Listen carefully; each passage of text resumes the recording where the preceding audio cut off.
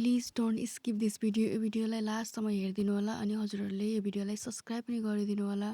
Hello everyone, welcome back to my mini vlog. आज चाहिँ म बिहानै 5:30मा उठेको अनि उठेर आगो बालेर म चाहिँ आफू फ्रेस हुन आएको। यति जाडो छ कि बिहान उठ्न पनि मन लाग्दैन, तर पनि उठ्नुपर्छ। हामीले हाम्रो गाईबस्तुहरूको लागि चारो पकाउनुपर्छ। यो भिडियो चाहिँ मैले किन बनाएको भन्दाखेरि एउटा किसानी भएपछि किसानहरूले दिन कसरी बिताउँछन्, के गर्नुपर्छ उनीहरूले दिनमा भनेर चाहिँ म यही भिडियो मार्फत देखाउन लागेको। सबैजनाले भिलेज एकदमै राम्रो, पिसफुल, सुन्दर सबै भनेर भन्छन्, तर उहाँभित्रको स्ट्रगलहरू के गर्छन् भनेर चाहिँ म आज देखाउन लागेको।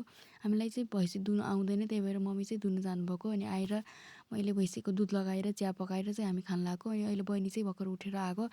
अनि पानी पनि धारो चाहिँ घरमै आउँछ, धारोको अहिले प्रब्लम छैन, यहाँ चाहिँ दुध लिन आएको छ अहिले। त्यसपछि चाहिँ मैले गेराहरू आगोमा पकाइसकेँ।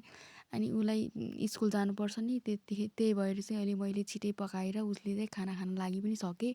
हल्का घाम लागेको थियो, त्यसैले मैले चल्लाहरूलाई बाख्राहरूलाई बाहिर लिएर राखेँ।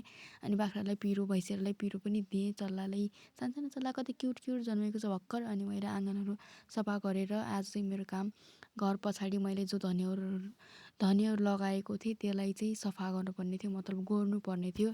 अनि त्यसपछि मैले खानासाना खाएँ, मम्मी पनि खानु पर्ने। मम्मी चाहिँ भैँसा लगेर जानुभयो किनकि मलाई बजार जानुपर्ने थियो, तर यसलाई बजार जानुपर्ने रहेछ। त्यही भएर चाहिँ मैले यसलाई नै मेरो काम पनि सुम्पिएर यसलाई पठाएँ।